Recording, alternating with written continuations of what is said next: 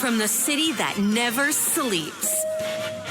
17 miles from Madison Square Garden, New York City. It's America at Night with Rich Valdez, America's favorite late-night talk program, featuring interesting guests from around the world and calls from across America.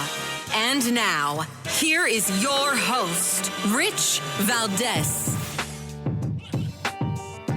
Hi there, good evening, and what's up, America? I am Rich Valdez, Valdez with an S, at Rich Valdez on all of the social media. Welcome to the program. It's Thursday night. Our phone number, if you want to join us, 833-4-VALDEZ. And we don't normally bring on guests right at the top of the hour. I like to give you some headlines and some news.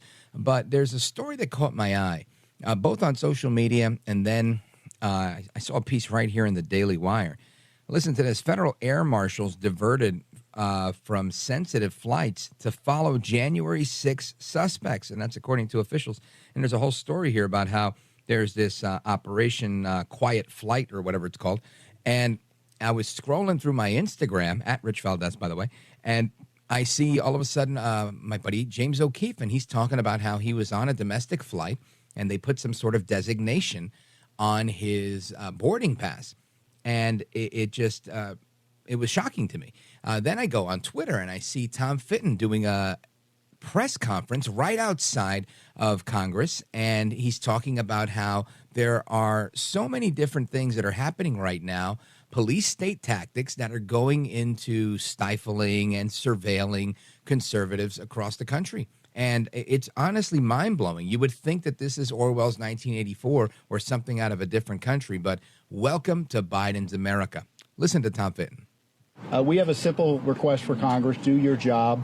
It's not enough to do investigations and reports. We need to stop the government corruption and abuse that is so concerning to the American people.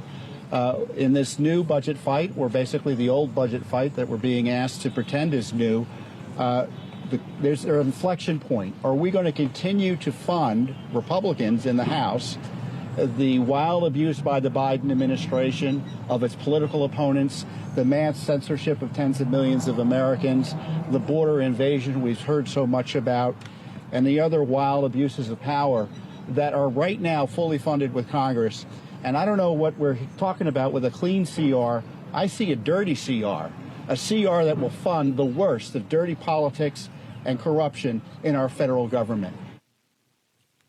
So I agree with what he's saying. Are Republicans going to continue to fund this? And part of what they're doing at the Department of Homeland Security is issuing this SSSS designation, Secondary Security Screening Selection.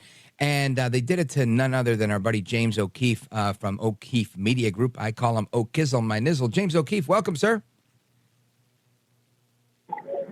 Hey, Rich. How you doing? I'm doing great, brother. Hope you had a great Thanksgiving. So did they hold you up for a long time at the airport? What's going on with this quadruple S designation?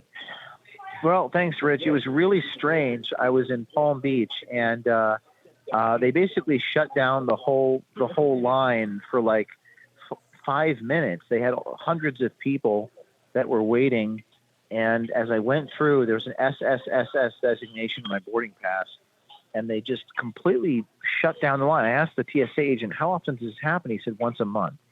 So I've heard this happens with international travel or January 6 people, but I've never seen it on a domestic one-way flight like this. And I have a history of being targeted by the Department of Homeland Security, Customs and Border Patrol. So it was very unusual. Now, James O'Keefe, was all they did was what we saw on your video where they were talking to you and explaining that it occasionally happens when you buy a one-way ticket last minute, or was there more? Did they bring you to an office or anything like that? Well, they grope you for a very long time. They, and this type of groping, this goes beyond the pale. And they turn your laptop on, and I have another video of him saying that this only happens once a month. So I buy one-way tickets all the time. In fact, most of my tickets are one-way, and they're all domestic. So I just don't understand why this is happening all of a sudden. Me either. And do you anticipate that this has anything to do with upcoming work that you have and stories you're about to release? that's what I said to the guy. I'm like, well, we're doing a story on Chinese biolabs right now. So, does this have to do with that? I mean, nothing would surprise us anymore, Rich. You just talked about it a moment ago with with what we're finding out now about uncovering if you liked the wrong tweet, they're spying on you. So right. We have to assume that there's foul play, and with these TSA agents, I did take out my recorder and I started recording the guy, and he's like, "Oh, I recognize you," and yeah, I recognize you. So it's just funny how these government employees will go along with this. Some of them are not bad people, but they need that paycheck and they need that pension. Yeah, I hear you. And, that's something I talk about a lot. And oftentimes they hide behind the guise of altruism. Like, no, we're here for the public good. We're doing public service, this, that, and the third. They're no different than you, me, or anybody else that's working a construction job, trying to make a dollar, trying to earn a pension and do what they do. James O'Keefe, how do you expect this to continue for you? Do you expect more harassment? Do you think it was just happenstance? Anything leading you to believe that this is specifically targeted toward you and trying to kind of chill your reporting? Well, I put a recording up on Twitter or X this weekend of them, the security and border, customs and border patrol officials asking me who I voted for and asking me why I vote for Trump. So what does that have to do with anything? Why would they ask those questions? They asked me what my next project was. They asked me all these ridiculous questions. So they asked me, like, one of the ladies in Customs and Border Patrol, this is America, not Russia or Saudi Arabia, asked me, I just want to understand why you do what you do. I mean, it's just, what does this have to do with anything? And I think that if they were to interrogate New York Times reporters or NBC News reporters, then, there would be outrage in the streets. Right. And I mean, and it's safe to say that this is not something that happens to citizens, right? On a domestic flight. If you're coming from another country and you're presenting a foreign passport, sometimes I'll ask you, what are you doing here? Where do you work? What do you do? And I think that's all commonplace. But for somebody that's a citizen on a domestic flight, that's unheard of. And honestly, it's out of control. You handled it better than I would have. I would have made headlines for a different reason. James O'Keefe, I want to thank you for being here. Let everybody know how they could follow you and keep up to speed with the work that you're doing and future stories that you're about to release. Yeah, it's O'KeefeMediaGroup.com. If you want to be a citizen journalist, it's O'KeefeMediaGroup.com/academy. And you could sign up and we'll teach you how to do this. And then the young woman got a story on the Chinese biolabs in California this week. We paid her $3,000 after getting the story. So stay tuned. All right, folks, that's James O'Keefe. Check him out at O'Keefe Media Group, OMG. James O'Keefe, you're a gentleman, a scholar, and a patriot. Folks, we're going to continue with our discussion on the decriminalization of crime. That's right. Oregon decriminalized crime in, last year, the year before. And boy, are they, well, you'll find out exactly how they're feeling. I don't think it went too well. Keep it locked right here. I'm Rich Valdez. This is America at Night with Rich Valdez.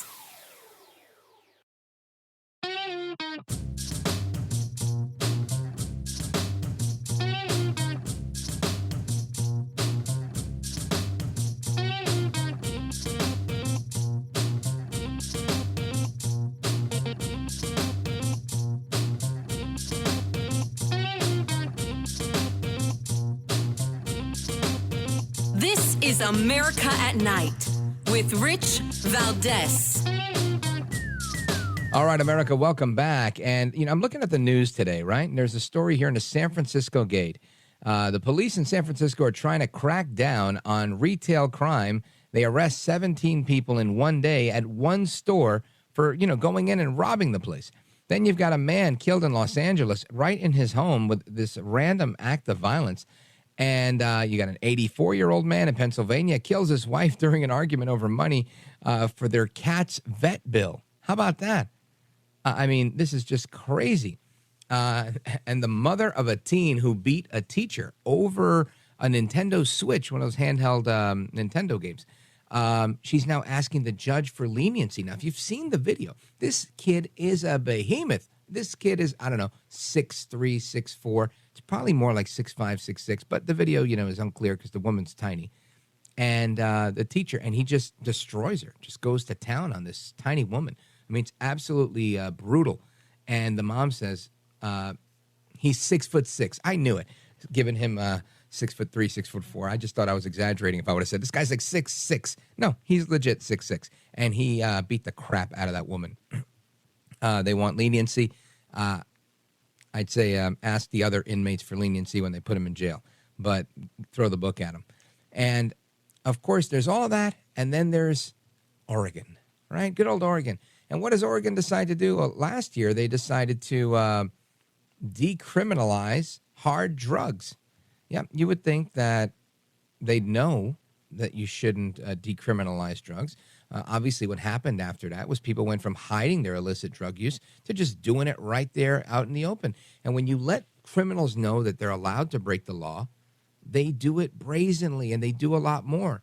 I don't know if the people in Oregon know, but I'm a native New Yorker, and I can tell you, crackheads break into cars. They steal anything. I've seen crackheads try to sell me a box of used baby wipes. That means they robbed it out of some woman's baby carriage, and they took some kid's baby wipes, and they were trying to sell them for a couple of bucks. I mean, this is legit stuff I've seen with my own two eyes.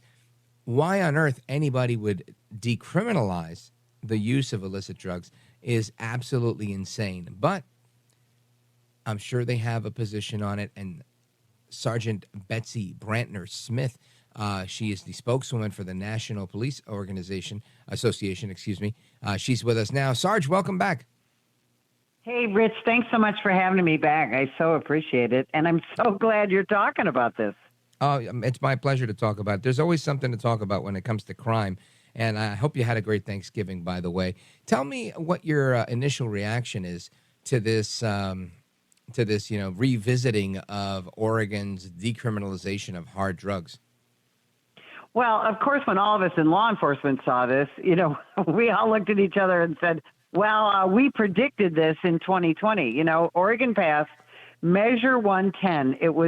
And they did it in 2020. This was the first of its kind in the United States, and they basically decriminalized most hard drugs, including heroin, including fentanyl. And they said, but you know what we're going to do? We're going to take the cannabis tax profits, and we're going to fund rehabilitation for drug addicts.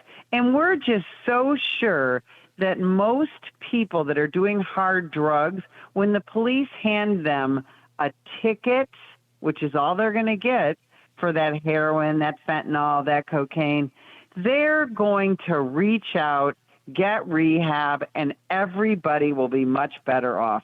Well, of course, we know that's not how it worked out. Well, Sergeant Smith, what's funny about this is that they did not the same thing. I mean, that's kind of what they do in New York City, not with drugs per se, but with everything. And they call it a desk appearance ticket. And you're supposed to come back in order to go to court. But what most people don't realize is that nobody ever shows up again because there's no enforcement of these laws. And on the street, the desk appearance ticket is known as a disappearance ticket because people just disappear and they never see them again. And it seems like the same thing's happening in Oregon. Well, exactly. They have issued 6,000 tickets for serious drug possession since they have decriminalized these drugs. But only 92 of those 6,000 people have even called and completed a drug assessment, much less went into rehab. But what they have seen, of course, is a 23% increase just in 1 year with fatal overdoses. Go figure. And there was always this, and I'm so glad you brought this up at the beginning, Rich, because you said, what happens? Crack dealers, drug dealers, they'll steal anything, right, to fuel their habit. We're always told drug use is a victimless crime. It's not a victimless crime. And drug dealers victimize the weak. Drug addicts victimize people like you and me. And it's not a victimless crime. And it's going especially poorly for Oregon because they have managed to just destroy their law enforcement in their bigger cities. So now there's no one to even hardly issue these tickets. So what happens from here? Is the law enforcement establishment changing their tune? Is the political establishment changing their tune? Are the people up in arms? Or is everybody still just as happy that they've decriminalized the drug use as they were when this initially happened? Well, we're coming into an election year, of course, so I think you're going to see some definite movement in the Oregon legislature. I think they're going to walk back some of that Measure 110, and they're also going to have to do something in cities like Portland and Eugene, where they just, they decimated their police departments. And, for example, Portland, the largest city there, they have 1.26 police officers for every 1,000 residents. That is an unaccepted level. You call 911, it can take up to a half an hour for a level 1 priority call for a police officer to even get there. So, and of course, you go, I don't know if you've been to Portland lately, but it's like San Francisco, the homelessness, the fentanyl, and they cannot seem to get people, go figure, to come and be Portland Police Bureau police officers, because that police department has been one of the most abused police departments in this nation, frankly, in the last 10 years, not just the last 3.5. And the cops have had it. They're done. They're over it. I'd be over it too. It sounds absolutely insane to think you sign up to, for the job and you think you're going to enforce some law, and then you get some left-leaning politicians that are hiding under the progressive banner, and the next thing you know, nothing's illegal anymore, even if you lock people up like in New York. My brother recently passed away, and a couple of my other brothers are cops, and some of their cop friends came to the wake. And I was talking to a guy, he's on the job, 16 years, NYPD, and he's telling me, he's like, doesn't matter. He's like, look, I'm that guy that I don't care. I don't care if they give me a rip. I will still lock people up, even if we got to let them right back out. But he said, the command literally tells you, just don't do it. Just don't do it. Take it easy on these people. And he was saying, I just can't. I don't care. And he's like, and I'm here too long, so whatever. What are they going to do, throw me out now? But it was just an interesting conversation. And he was saying that it doesn't matter. The DA's office just doesn't bring the charges. So if nobody's bringing charges, really, what are you supposed to do? And he said, I still talk to people. I still give them warnings. I'm still very stern. He said, but the days of policing like it once was, where people either feared or respected the constabulary, it just doesn't exist anymore. And it's very sad, Sarge. Well, it is really sad because, as you know, because you're part of a law enforcement family, cops, we don't do this job because we want to go push people around. We do this job because we believe in that mission of keeping our communities safe. And the way that we keep our communities safe, one of the ways we do that is to put the bad guys in jail. And when you don't get to put any bad guys in jail, you feel like, it's just like if you had a radio show and nobody listened. What would be the point? I'd be talking to myself. Folks, we're on with Sergeant Betsy Brantner Smith from the National Police Association. We're coming right back with her. She's got a lot of stories to tell, and she knows where the bodies are buried. Keep it locked right here. Rich Valdez, America at Night. Don't go anywhere.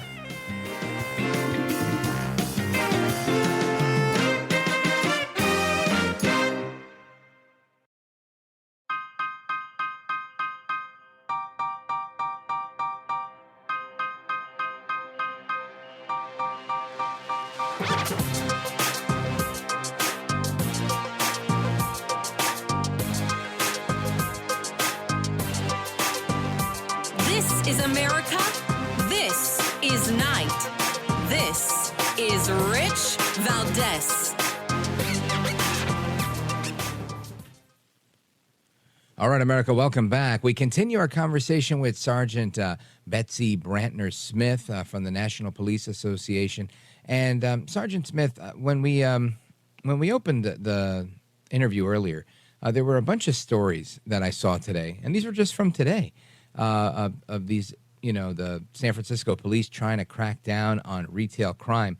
And this seems to be one that's all over the place. Forget just the San Francisco police. They might be trying today for whatever reason, but this is happening in New York, and we're seeing it all over the country in a lot of large metropolitan areas and big cities. And I don't see it making a difference. In fact, we've seen large chain stores shutter their doors. What's your take on what's going on? Is this problem getting any better, or is it getting worse? Well, I think it's going to get worse in the next, month as we're, into the Christmas season here. The problem is when there's no incentive to stop committing crime, people are going to continue to commit crime. I mean, that's, just like what we were talking about in Oregon. People used to go into rehab when they were drug addicts because you were told go to rehab or go to jail. And now you don't, there's no threat of any kind of punishment. So I think what we're going to see during this retail season is the gangs that, these retail theft gangs that you always see the videos, they're going to ramp it up. Now there's some good news in the horizon, on the horizon for the retail theft. The federal and local authorities, the FBI is getting involved. They're forming task forces, and they're doing a better job of monitoring online, pawning,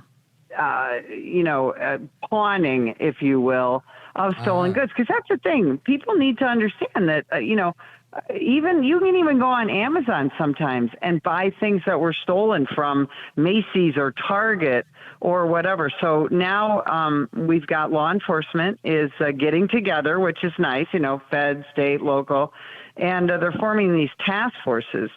But I do think it's going to get a little worse before it gets better. And people are afraid. I don't know, you might have talked about this earlier or saw it earlier, but Gallup just did a poll, and fear of crime and fear for people's personal safety is the highest that it's been since 1993. And I just find that incredibly sad.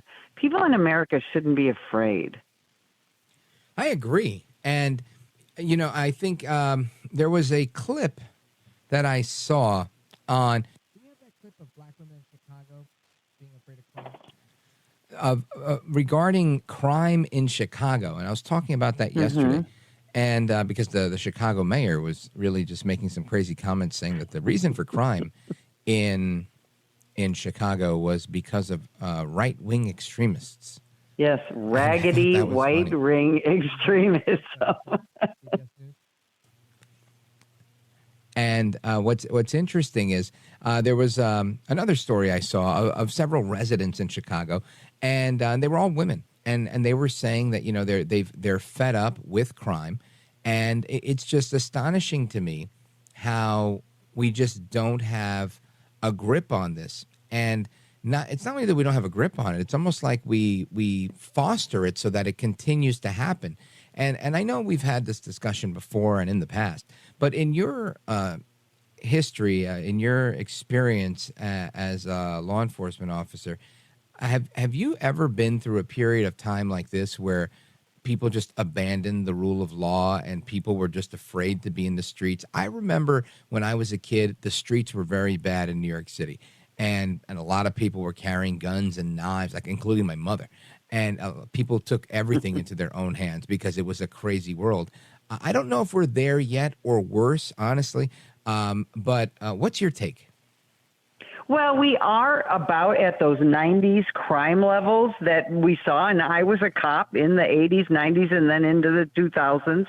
And but people are so much more vicious now. We expect street gangs to be vicious, and we expect certain types of criminals to be vicious, but we're seeing a viciousness, I think, now in juveniles and in just your average man. Like you talked about that homicide that it happened yesterday or today, where a man murdered his wife over the cat's vet bill.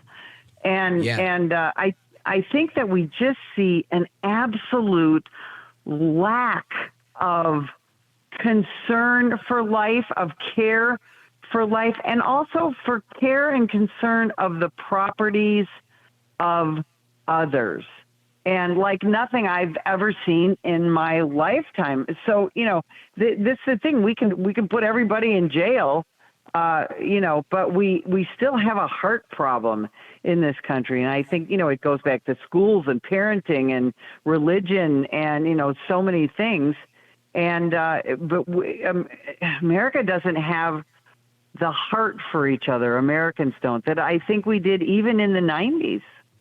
Sure. Yeah, I think my opinion is that there's been a hyper secularization of society where there's people out there that say, the more religious societies are, the more violent they are. And I think that's the craziest thing I've ever seen or heard. I think the reality is when everybody was going to church, whatever church they went to, synagogue, mosque, whatever, you name it, I think everybody was a lot more peaceful. People had, they embraced certain universal morals like the 10 Commandments and just being courteous to your neighbor. And I think that's gone. I was talking to my daughter today. She's 22. She works at a preschool. And we were talking about just kids in general, how, kids can be rude sometimes. And she said, I've been doing this for a couple of years, and I've never seen these kids as rude as they are right now. She said, they'll throw things right on the floor, and I'll say, well, you got to pick that up. And they'll go, no, you pick it up. and these are little kids, really little kids. But I thought to myself, if she's noticing it, I'm noticing it, and you're noticing it, we're trending in a very, very dangerous direction. So when we come back, I want you to share your thoughts on that, as well as, probably I want you to dig into your treasure trove of stories and give us one of the most golden nuggets you got in there, because you've got some of the best stories out there. Sergeant Betsy Brantner Smith from the National Police Association is with us. We're coming right back. Again, if you want to join the conversation, 833-4-VALDEZ, 833-4-VALDEZ. This is America at Night with Rich Valdez. Call now, 833-4-VALDEZ. That's 833-482-5337. 833-4-VALDEZ. That's Valdez with an S.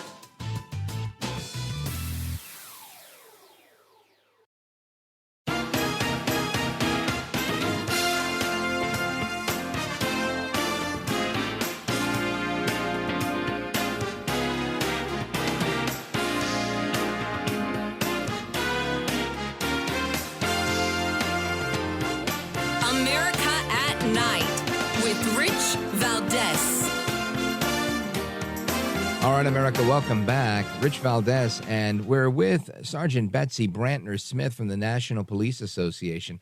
And Sergeant Betsy Brantner Smith is not only just a fantastic guest, but she's got amazing stories and brings a lot of history from being on the job herself to the conversation. And we were talking about how there just seems to be a general lack of civility and how humanity seems to be dissipating in society today. Sergeant Smith, tell us a little bit about, the most prominent example you've seen of this, or the juxtaposition or contrast of it that you've seen in your whole career. Well, I got to tell you, when you look at the numbers of police officers that have been shot in this country this year, we've had nearly 350 police officers shot in the line of duty. We're going to have less police officers killed this year than we did in the last 2 years. But people are shooting at the police and ambushing the police in such high numbers because not only is there a disregard for each other just as citizens, there is an absolute disregard for authority. We had in the last 24 hours, we had 3 police officers killed in this country, one shot and killed in a traffic stop in Cortez, Colorado. And just today, we had 2 police officers, 2 state troopers in Nevada killed by a hit-and-run driver. So there just seems to be no care, no concern for each other, and also for consequences. And I think that's the biggest frustration. We talk so much about, gosh, the police, they need to arrest these people, they need to arrest those people. if there's nobody that will prosecute those crimes, those arrests are worthless. The cops don't, the cops don't prosecute the cases. They simply present them to the district attorney or state's attorney. And I think that's this attempt for the last 3.5 years to destroy the American justice system through these woke prosecutors, through defunding the police, through, politically connected or, politically leaning judges. We have the best justice system in the world, and it's systemically being destroyed, quite frankly. And that's just egregious to someone like me who has been in the criminal justice system since I was 17 years old and a police dispatcher. I can't believe what I'm seeing in 2023. Me neither, honestly. It's shameful. I look at this and I go, wow, how do we get here? How do we have, this isn't the first instance. What I read to you before, that one headline, the mother of a teen who beat a teacher over a handheld Nintendo device, has asked a judge for leniency in sentencing. One of the moms from the mother of the black kid, the Spanish kid's mom, said, I hope God will forgive him for the guys that ran over the retired police chief. I think it was in Arizona. Or it was Vegas, in Las Vegas. Yeah. And the other mom said, my kid will be vindicated. He didn't do this. And I thought, this is, like, there should be a crime against that. Right? You're raising it's on video. Right. And that's exactly it. This is a multi-generational problem. And that's why those kids in Las Vegas, those two kids who went on that crime spree where they stole cars, ran people, and ultimately killed a retired police chief who was just riding his bicycle down the street trying to stay in shape. When they went to court, I happened to be in Vegas the day that they went to court, and I was watching it on the local news, and they were rude, they were flippant, and they were laughing at the victims' families, and now you have these parents, and again, that teacher who got beat for taking away the Nintendo Switch. Everyone needs to watch that video. That is Absolutely. Not a child striking a teacher. That is a man, a huge human being, trying to kill that teacher. That teacher's lucky to be alive. But again, we've got parents who say, oh, not my little Johnny, not my Joey, not my Sally. And when you have multi-generational disgust for others and disgust for our American way of life, this all goes back to the Constitution. The Constitution simply says, you leave my stuff alone, I'll leave your stuff alone. You don't hit me, I don't hit you. And if either of us gets out of line, there's an entity, the criminal justice system, who steps in and takes care of business. And we're losing that. People need to be frightened because we really are losing that. Sergeant Smith, something I'm learning in life. I'm 45, and I always used to think some people are idiots, some people are good people. But I'm learning that, if you love yourself, oftentimes you'll be able to love other people. And if you hate yourself, it's very easy to hate other people. If you're a miserable SOB, you could care less about yourself. You don't care about anybody. And it seems like this is an epidemic that's going on where people just don't care about themselves. They're willing to let themselves down, so they're happy to let everybody else down because standards are just erased. And we're grateful for the work that you do and that the National Police Association does to highlight these issues because I think society at large benefits from these conversations. So thank you for being with us tonight. I hope you had a good Thanksgiving. I hope you have an even better Christmas and a great New Year. You are a gentlewoman, a scholar, and a patriot, Sarge. Thank you so much. I always love your show, and I love coming on it even more. So thanks for having me. You bet. Folks, Sergeant Betsy Brantner Smith from the National Police Association. Check out their website and give them a follow on social media. And straight ahead, we are going to continue the conversation with your phone calls and a couple of other tidbits I want to give you. So don't go anywhere. I'm Rich Valdez. This is America at Night with Rich Valdez. Call now, 833-4VALDEZ. That's 833-482-5337. 833-4VALDEZ. That's Valdez with an S.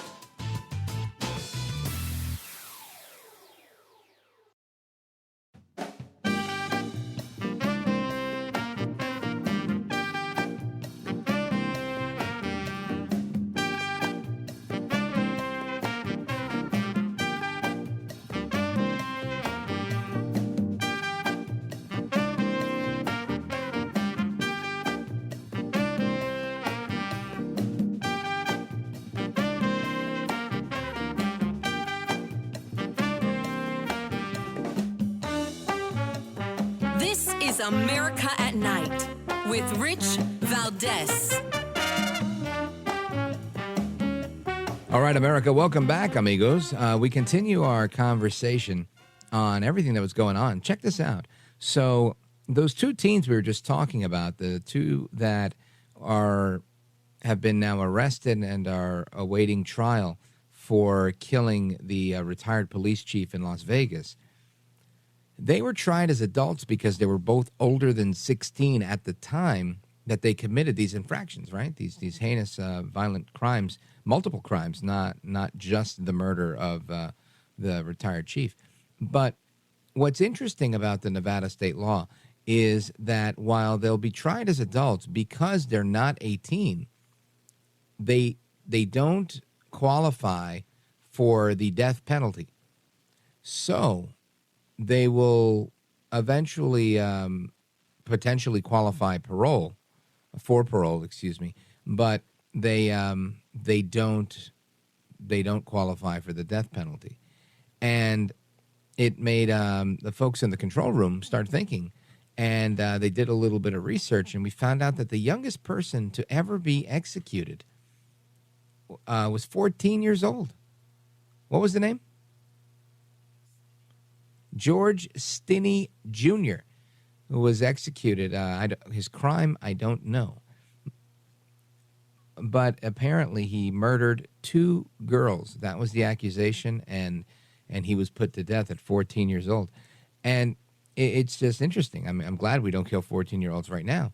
But that would be an interesting argument, right? Definitely an interesting argument to have. Now, I wanted to also give you an update on something that's going on tonight. I know that you guys are all not listening to this show because you've been watching the debate between Governor Gavin Newsom and Governor Ron DeSantis very intently.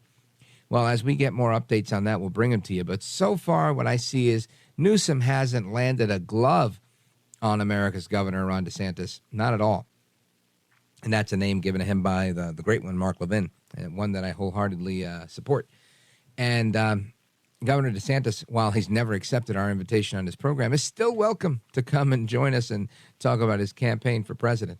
But it seems like he's really holding his own in this governor-to-governor debate between Governor Gavin Newsom and Governor Ron DeSantis. And again, it's your run-of-the-mill stuff. I think Newsom says he doesn't support any restrictions on abortion. Like the New Jersey.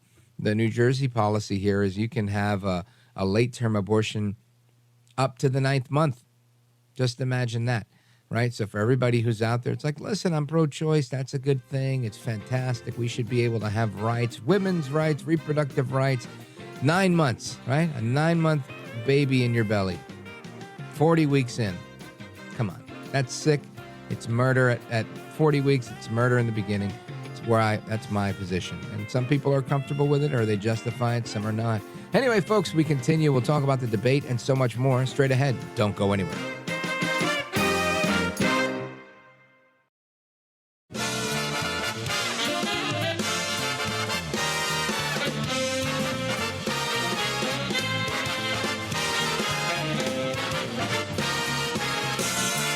Live from the city that never sleeps. 17 miles from Madison Square Garden, New York City. It's America at Night with Rich Valdez, America's favorite late-night talk program, featuring interesting guests from around the world and calls from across America. And now, Here is your host, Rich Valdez.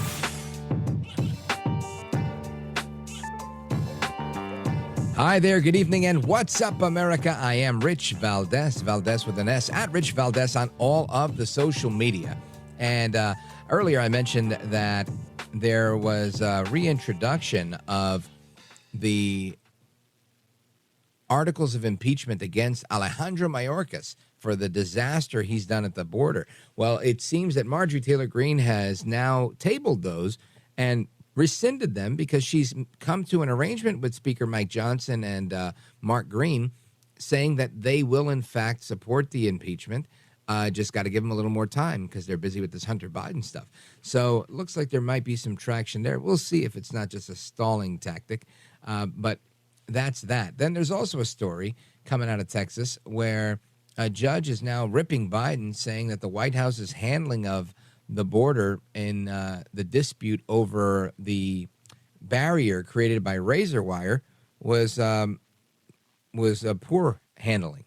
And the Border Patrol agents, for now, can cut the razor wire that Texas installed on the U.S.-Mexico border under the judge's ruling that also took Joe Biden's administration to task for its handling of the immigration enforcement.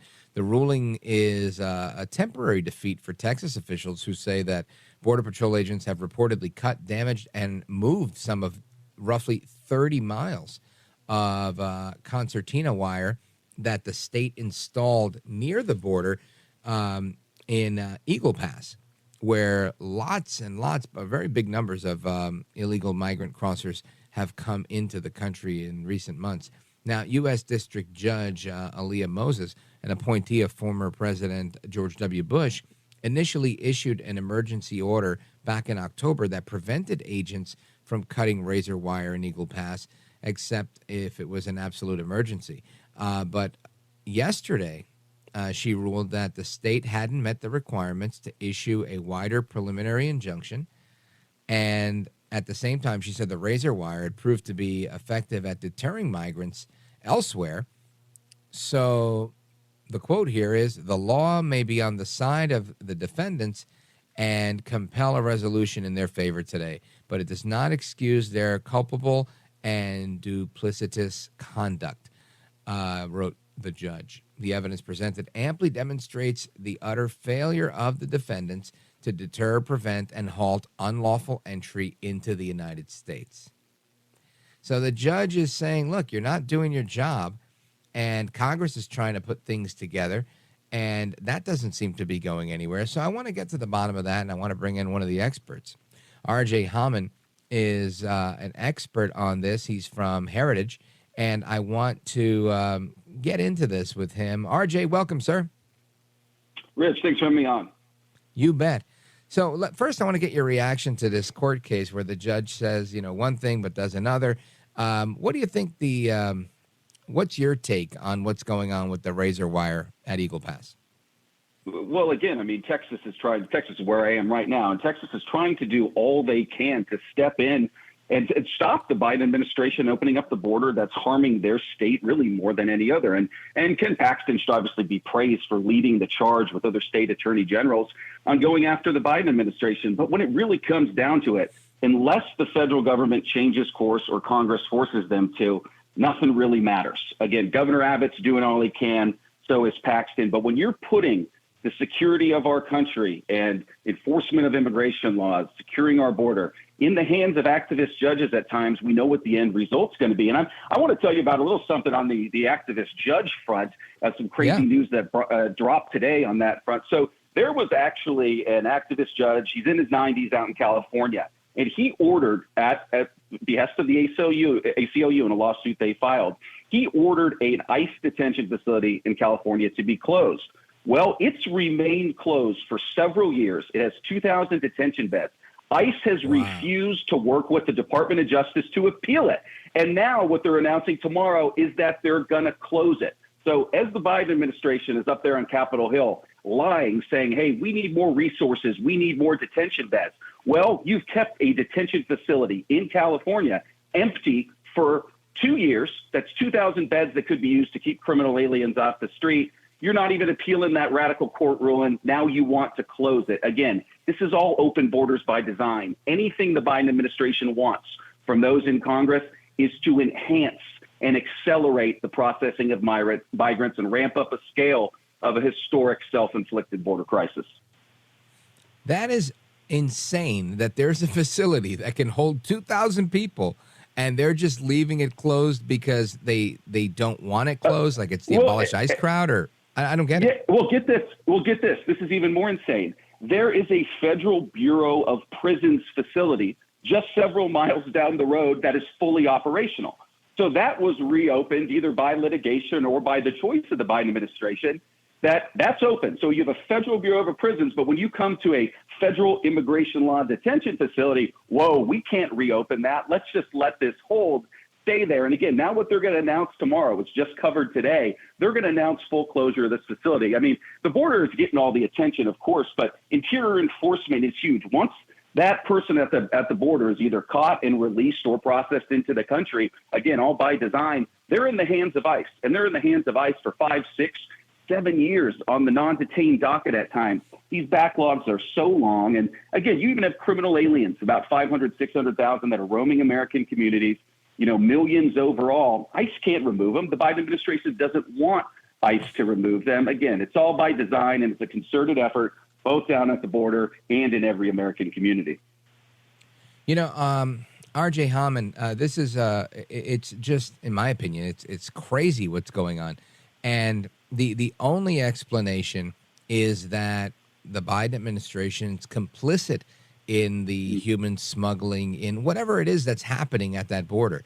There's a reason that they want so many people coming right into the country. What's your take, being that you're down there? Yeah, I think I split time up in Washington as well, and I'm engaged on Capitol Hill. And it's fascinating to see the difference in how the American people are really interpreting this. But to go back and start at the root cause, it's actually interesting. I was watching, Governor DeSantis debating Governor Newsom, and Governor Newsom brought up just an absurd point. And when we were talking about, again, the Biden administration starting this crisis, he goes, on day one, the Biden administration put out their comprehensive immigration reform plan, acting like they had the solution. Republicans rejected it, and that's why we have a border crisis. Well, that's wrong, because their comprehensive border solution plan is just amnesty for every illegal alien in the country. But what they really did on day one is pretty much rescinded every single effective Trump administration executive order or policy that kept our nation secure. And again, look at the end result. I mean, they're out there acting like, oh, there's nothing we could have done. By rescinding every effective thing in place, this is what started. And again, the scale is ramped up every time. I mean, we're at over 8 million illegal crossings since he took office, about 1.7 million known gotaways. And again, that's a number that's important to get out there. But what about the gotaways that are unknown? I mean, about 900,000 thus far have been released into American communities. You got all the terrorist watch list encounters. Again, it's just, I feel like a broken record, Rich. I've been doing this for a while. It's, really, when will Congress wake up? And again, what they're doing right now on Capitol Hill, they're not going down the proper path. And I say that about Republicans and Democrats. You still have a bunch of Republicans that feel, hey, we just need to move towards the middle a little bit to these Democrats and we'll get them in our corner. No. Democrats, they all want amnesty. They want to keep the crisis going. This is all by design. Republicans need to hold firm, unite behind H.R. 2, that House-passed historic border security proposal. You need to change the policy. Again, you can't just write a check or think Democrats are going to come to the table. Force the Biden administration into a corner to implement what is actually required and needed to end this crisis. Well, and that's exactly what I want to talk about when we come back from the break. I want to go over H.R. 2 and just, line by line to really help everybody understand and how they can motivate the people in their districts to make a move on this. Because while the House has done what they've had to do, we still haven't gotten anywhere with the rest of this. And I think it's important that we move this thing along as best we can. So, folks, we're on with RJ Hauman from Heritage. We're going to continue our discussion on our broken border and the disaster and just largest human trafficking fiasco we've ever seen, led by Joe El Baboso Biden. And we're going to do that straight ahead, plus your calls, 833-4-VALDEZ, 833-4-VALDEZ. This is America at Night with Rich Valdez. Call now, 833-4VALDEZ. That's 833-482-5337. 833-4VALDEZ. That's Valdez with an S.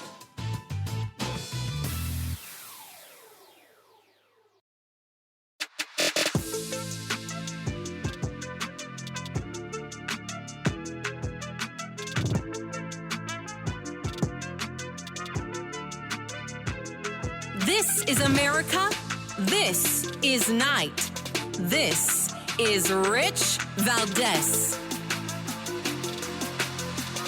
All right, America, welcome back. We continue our discussion with RJ Hauman from Heritage, discussing the broken border, the disaster that Joe Biden, Alejandro Mayorkas, and the rest of the radical, progressive, left-wing crazies that are in our government are allowing to occur and kind of exacerbating through their policies.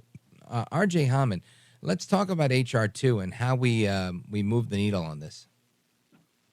Yeah, again, H.R. 2 is probably, I think, the most historic piece of immigration legislation that has ever passed in a positive light. Again, it's absolutely critical. And here's why. Again, you have some folks in the Senate that are trying to go down a path, I'd say, that's more narrow in scope, or even acting like there are some funding mechanisms that can be used to secure the border. But it's just not true. I mean, right. H.R. 2 is the only way to address the border crisis effectively. And let me tell you why. I mean, again, it would close the loopholes that are really being used for asylum fraud. It would end kind of the new catch or welcome and release, as we call it, would stop the use of mass parole, again, which Mayorkas is using as an end around, congressionally mandated visa caps. I call it a legal entry under the guise of legality. And of course, he's doing it all through a handy cell phone app, CBP1, that used to be used for cargo inspections and things like that. So again, even hijacking a program that was used for legal trade and by, Americans and other companies. And it would also expand penalties for those who overstay their visa. Remember, people that are sometimes now here illegally didn't simply cross the border illegally down south, but they overstayed a visa. And that's something that we need to keep in place in terms of the integrity of our legal immigration system. Again, it would, reduce incentives for illegal immigration by mandating nationwide E-Verify. Again, we need a legal workforce. When you turn off the jobs magnet, illegal aliens won't come. It would also, I think it would, close some loopholes in the processing of unaccompanied alien children. And again, we're seeing that so much. Again, families, can't be really detained together. And you have, you want to, when you want to come into the country, you want to come in swiftly. Again, you come as a family unit. And we're also seeing a lot of people sending up their children with dangerous smugglers and traffickers up here. And, the Biden administration, all their solutions for unaccompanied alien children is almost to make the trip more enticing by giving them more NGO assistance, easy placement with sponsors once they get here. But they forget about that treacherous journey coming up here. Not only are you lining the pockets of smugglers, traffickers, and cartels, you're putting young children in danger. That must stop. And then lastly, kind of more in the operational space, it would resume construction, of the border wall and provide more essential support for CBP personnel. And I think this is one of the biggest things kind of in the funding space. It would stop the Biden administration's reliance on these corrupt left-wing NGOs that exist to process and transport illegal aliens in the American communities. Again, so many companies, so many C3s are out there getting their pockets lined by our border being overrun. That must be nipped in the bud. Let's talk a little bit about that, because I've talked about that once before, and I found it a fascinating topic, because I don't know that everybody knows that these, well-intentioned, innocuous-sounding charities, even Catholic charities, are involved in the trafficking of people from one part of the country to another on the government's dime, which, i.e., is taxpayer-funded. Tell us a little bit about it. We could go on and on about what's happening in that NGO space. I mean, you do your best to try to trace the dollars, that we give through appropriations bills here domestically, but a lot of the money that's transferred out of the country and pumped into the UN and IOM that's given to foreign entities, those same foreign entities are going down to the Darien Gap and and I guess the track to come up here to the United States and handing out, cell phones, almost cash debit cards, maps, and things like that. But when it comes to what's happening in the country, I'm going to point out kind of an absurd program that the Biden administration is trying to ramp up with their $14 billion supplemental funding requests that, again, lines the pockets of the NGOs. You have a program called SSP that is administered by FEMA. Okay, so Federal Emergency Management Agency is being tasked by DHS to dole out all this money to these prominent left-wing charities to process, release, and provide social services to illegal aliens. I mean, how ridiculous is that when you remember the fire, obviously, in Florida, and you have a hurricane season that arises. Well, why is FEMA money, again, going to the process of illegal aliens? And then in the ICE space, I'll give you another example of an absurd one. Church World Service, a very big corrupt NGO. They are overseeing a pilot program within ICE that doles out social services to folks that are getting their case managed. And you know what's funny about that? CWS and a couple other groups on that board called for the abolishing of ICE. So ICE is tasking NGOs who want to abolish the agency's existence with administering a pilot program. And Congress doesn't do anything. They just give them more money. I mean, it could go on and on. It's as corrupt as it gets. And it's why the Democratic Party is so in line with all these radical groups. RJ Hauman, let everybody know how they could keep up to speed with all of the work that you're doing and how they could follow you. Of course, no. I'm a visiting advisor at the Heritage Foundation. That's heritage.org. And I'm also president of a relatively new group called the National Immigration Center for Enforcement, also known as NICE. That is, again, assisting ICE agents. Get that word out there and remind the American people how important our laws being enforced in the interior of the country is. It's border security and interior enforcement. That's how you keep our nation safe and end this historic crisis. And how do people find you at NICE or on social media? Yeah, it's NICE Enforcement with 1E.org. And on social media, it's NICE Enforcement with 1E. And it can be followed at RJ Hauman, at RJ Hauman on Twitter, or X as they call it now. Right. All right. RJ Hauman, keep up the great work, president at NICE and visiting advisor at Heritage. I want to thank you for being here. You're a gentleman, a scholar, and a patriot. And Godspeed to you. We need more workers like you out there. As are you, Rich. Thank you so much. All right, brother. And folks, we continue. We're going to continue our conversation. Of course, I want to just give you a quick update on DeSantis versus Newsom as they face off on everything from immigration to abortion, transgenderism, wokeness, and more. And these guys have been going at it with Newsom asking DeSantis, saying, look, my question, very specific. Do you support any restrictions on abortion? And 7, 8, and 9. And obviously Newsom turns the question to DeSantis saying, look, this guy signed the most extreme anti-abortion bills in America. I think that was like a badge of honor for DeSantis when he said that. Anyway, we continue straight ahead. Don't go anywhere. 833-4-VALDEZ. We're coming right back. We're only halfway through. I'm with you till 1 a.m.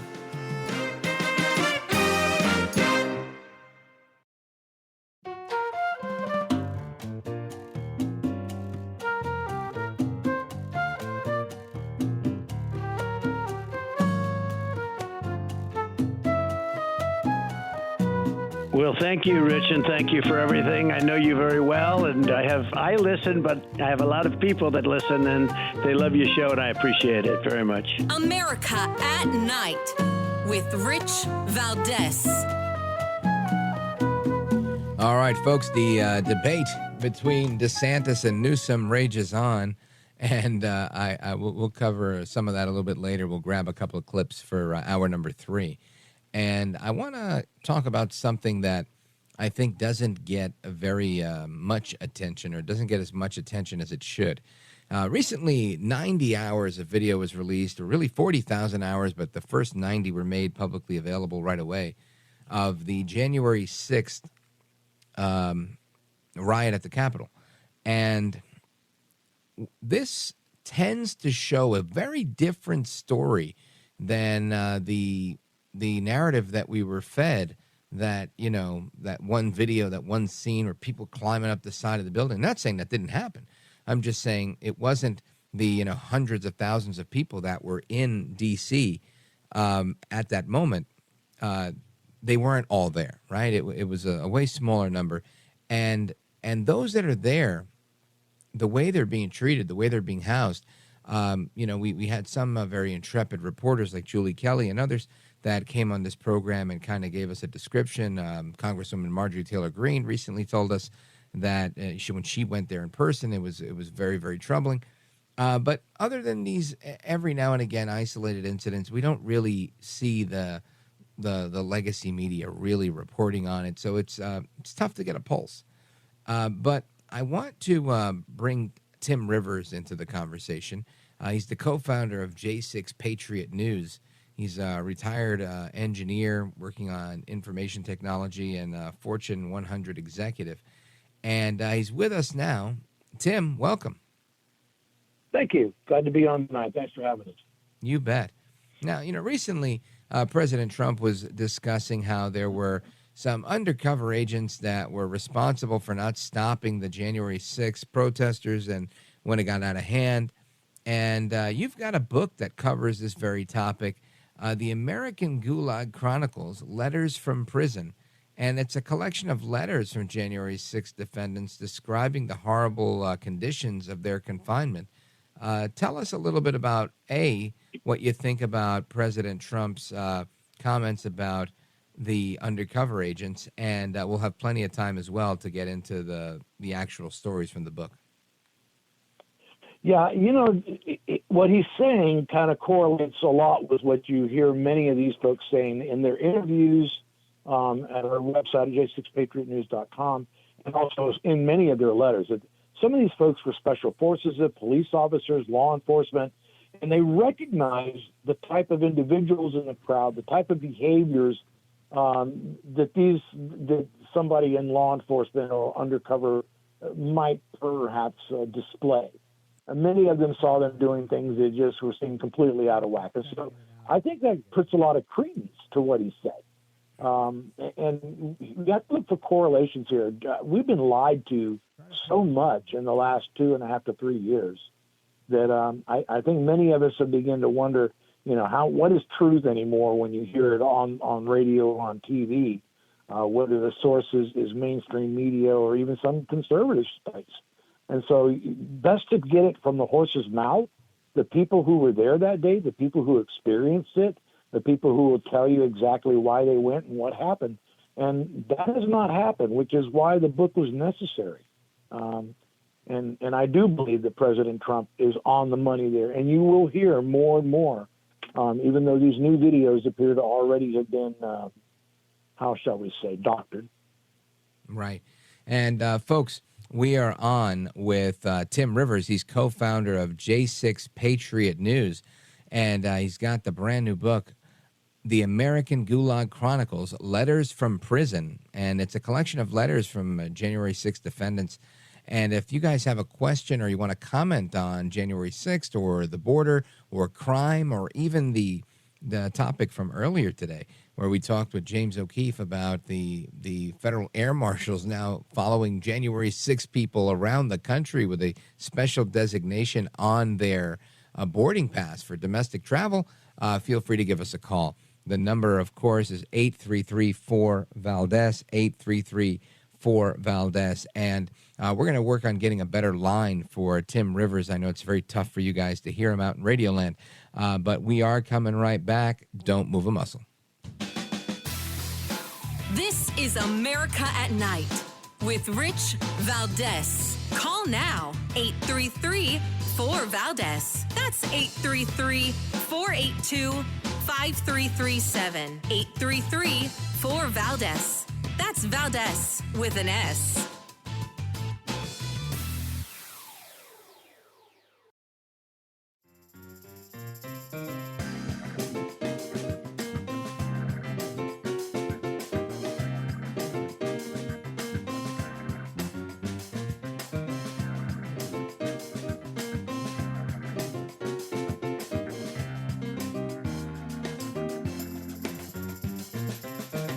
America at Night with Rich Valdez. All right, America, welcome back, familia. We are on with Tim Rivers. He's the author of the book, The American Gulag Chronicles, Letters from Prison. And it's a collection of letters from January 6 defendants describing the horrible conditions of their confinement. And Tim, I know I could figure out why you wrote the book. It's an important topic, and there's a lot of horrible stories to discuss. But what's the story that I guess most sticks out for you that's in your new book? It's actually the first letter that I ever received from a January 6er when I got involved in this through election integrity, like so many other people in this fight. Once I kind of got the rhythm of how badly things had gone on 2020, then the people who were standing out on January 6th were clearly victims. And so, like a lot of people, I went to patriotmailproject.com and just randomly picked out one of these prisoners and wrote to them. And the letter I got back was from an American war hero, a gentleman by the name of Jeffrey McKellips. He's a 22-year Ranger and Green Beret, actually became a Ranger, did his term, went out, went back into the military, became a Green Beret instructor, worked on 5 continents, and 10 years for State Department as a protector for private protection for political folks that were moving in places they shouldn't be. And never been arrested in his life, got 2 beautiful children, really super guy, an American hero, 3 times decorated. And he sits in a prison right now in Dallas-Fort Worth, 2.5 years without trial. His first letter to me back in 2021 is what really just, first it inflamed me. I just wanted to break things to think that somebody like him had been treated this way. But then as the story began to develop and we began to communicate constantly, in fact, I hope to write his biography soon, once his trial is completed, if he ever gets to trial. The story of his persecution because of who he is and because of what he's been and how the courts and the judges treated him, it just really, it alerted me that something very bad was happening in America. It was time to quit playing golf and playing around in the garden and try and do something meaningful for this country before it basically disintegrated for my children and grandchildren. And that's how I got into it. And I think everybody has that inside of them waiting to be awakened, that Patriot gene. It just needs something to basically bring it forth, to make it be expressed in your life. And that's what it did for me. I let you read that letter. That's one of the first 14 pages in the book. If you go to lettersfromprison.us, you can look at the first portions of the book through a little flip book, and you can see Jeff's letter and read his words. And maybe they'll kick off that Patriot gene in you. Let me ask you, Tim, because I think this is a remarkable story. You're saying this guy is being held in Texas for a crime committed in Washington, or allegedly committed in Washington, without any trial. He hasn't seen a judge, and he's been there for 2.5 years. Why aren't they holding him in D.C.? Well, they did. They held him in D.C. for 2 years, and then his attorney, basically when his attorney was fired for not doing anything and taking all the money, he went, after being dismissed, went to the judge and told the judge he suspected that this individual was suffering from, PTSD, wasn't making good decisions because obviously he fired me, and had the judge send him to a facility in Texas where he could be evaluated. And he's been there since March. And I will tell you right now, this guy is so sharp, you'll cut yourself talking to him. And yet here he is at the hands of the government, silenced, placed in an environment that you and I would never want to be in, where people are doing just absolutely unspeakable things in the hallways and everything. And yet here is this American war hero sitting here 2.5 years, no trial, and still without any attorney to really stand for him. And that's something that one day you'll do a show on, the fact that we don't have conservative attorneys in this country anymore. 80 to 90% of them believe in the regimes of the left. And so who are you as a conservative to seek justice here anymore? That's another story right there. Yeah, I talk about that a lot. Not specifically that, but I always say if we don't become the media, if we don't become the attorneys, if we don't become the politicians, if we don't become the people that are controlling everything that's going on, we're going to lose. And that's just the bottom line. Folks, we're on with Tim Rivers. He's a co-founder of J6 Patriot News, and he's got a brand new book called The American Gulag Chronicles, Letters from Prison. And it's a collection of letters from January 6th defendants discussing their stories. And the story you just mentioned is really just a remarkable one. Tim, stick with us. I want to get a gist of the rest of the book and give everybody an opportunity to hear how they can get it when we come back before we wrap up. Folks, we're on with Tim Rivers again, author of The American Gulag Chronicles, and we're coming right back. This is America at Night with Rich Valdez. Call now, 833-4VALDEZ. That's 833-482-5337. 833-4VALDEZ. That's Valdez with an S.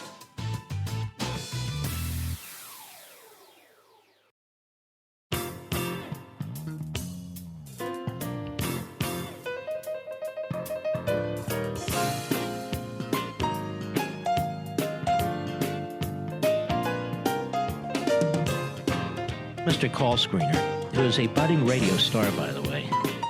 Richie Valdez is terrific. This is America at Night with Rich Valdez. All right, America, welcome back. We continue our conversation with Tim Rivers. He's the author of the book, The Gulag Chronicles, Letters from Prison. And Tim Rivers, I want you to give everybody just you mentioned the first 14 pages, but give everybody a sense of what the rest of the book is like and obviously why they should get it. Well, you know what a chronicle is, right? It's a tale. It's a tale in time. It's telling a story from beginning to end. And that's what this first book does, which, by the way, came out last year in November. It tells a story of September from 2021 through September of 2022 in the lives of 35 of these men and women. Through their letters, through their art, through their pictures. You won't believe the art that comes out of here. The stories, the poems, the background, the testimonies of that day and what's happening to them now, all in their letters. You'll see the letters, you'll see the transcripts, so it's easier to read. You'll be exposed to the art and to their soul that they're pouring out through all of this. There's so many times and so many examples through time where isolation, where either in the desert or in a cell, produces this form of genius, where instead of crushing somebody into dust, you create a diamond. And that's what's been happening to these guys in that first book. And now the second book comes out. It's already available for pre-order at lettersfromprison.us. It's called Art of Confinement. And it takes you through the next year in these men's lives and women's lives where you begin to experience the courts, the extreme sentencing, sending them into the Bureau of Prison Environments, which is so dangerous and so fraught with crime and even murder and death. You'll hear these stories firsthand. And again, they over and over and over again, their messages not only are about the gratitude for the people who write them, but the message that they're trying to send to America that if you don't do something soon, you're next. I got these letters, and initially they were coming to Mr. Rivers, Dear Tim. Now they come to Dear America, Dear Patriot Family, Dear American Family. It's not my mail anymore. It's America's, and they need to read it. Tim Rivers, let everybody know where they can get a copy of the book. Please visit, very simple, lettersfromprison.us. You can order that book, you can order a pre-order of the companion book, or you can get a book set of both of them for a reduced price.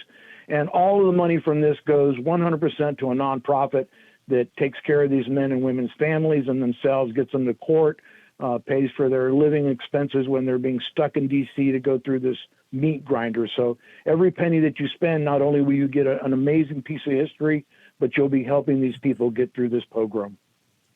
Well, Tim Rivers, I want to thank you for joining us. It's a remarkable work to stay committed to something like this where you don't get as much of attention as you do on so many other topics. And Godspeed to you, sir. Keep up the great work. Thanks for having me on. And remember, America, don't do nothing. You got it.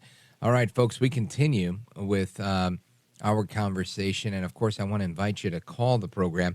If you've never called the program before, First-time callers, we do move you to the front of the list. Open Phone America is quickly approaching, and I want to invite you to do that. The phone number, of course, is 833-4-VALDEZ, 833-4-VALDEZ. And if you disagree with me, you're tied with the first-time callers. I'll even put you in front of them just to have that discussion. And, of course, all of our regular callers, you're all welcome to call from one coast to the other. And some of the things we're going to talk about tonight are a recap of what we've been discussing so far this evening. And we're also going to, bring in some new topics. One of the things that we talked about earlier, I want to kind of revisit a little later. I might have alluded to it a little while ago with Mayor Eric Adams, right? Eric Adams is an absolute disaster in New York City, in my opinion. And here he is, of course, now he's fearful that he might get indicted. So we'll hear a little bit from him after the top of the hour. And George Santos, Congressman George Santos, he refuses to resign and says he'll accept the outcome of the vote tomorrow to expel him from Congress. I'm guessing if they have a vote, that they'll probably get the votes they need, only because, if I were a Democrat, I would not vote to expel George Santos. If I were a Republican, I would not vote to expel George Santos because you don't want to use the expulsion card so easily, right? I think the people should be allowed to decide. He got in, he did his thing, they get to decide, and they throw him out, right? I put myself in his shoes, and I think, if this were happening to me, I wouldn't want to be expelled from Congress. I would want to finish my term and have an opportunity to defend myself. This is exactly what they tried to do to Trump. When they said, you did this, you did that, you did the other, we're going to impeach you. And luckily they weren't able to, get him convicted and throw him out of office. But Santos isn't running for any re-election, so obviously they're not going to vote for him again. And he's out of the picture. So, what's the point? I know the point. The point is that Republicans will get to pick the person that they want to put in there, and they will have a leg up. And listen, politically, I think that makes some sense. But, again, if it were me, I wouldn't do it. I would just say, let's let nature take its course here. And it is what it is, right? Because ultimately, it's the people that get to decide this, right? It's not his colleagues. But we'll see what happens. I think there's a lot of people that wouldn't want to set that precedent. Santos hasn't been convicted of anything as far as I know. So just imagine expelling someone from Congress without any guilty verdict. I mean, I think that's crazy.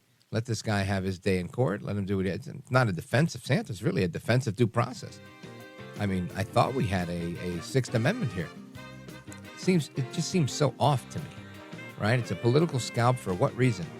Just for a handful of Republicans in New York to make a play to put somebody in so they have a little head start on getting that person reelected? I don't know. Anyway, I'll take your calls on that and more. 833-4-VALDEZ. Open Phone America is coming up right now. I'm Rich Valdez.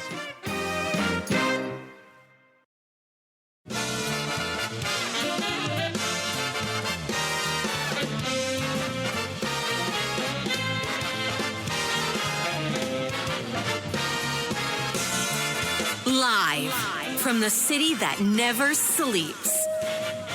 17 miles from Madison Square Garden, New York City. It's America at Night with Rich Valdez, America's favorite late-night talk program, featuring interesting guests from around the world and calls from across America. And now, here is your host, Rich Valdez.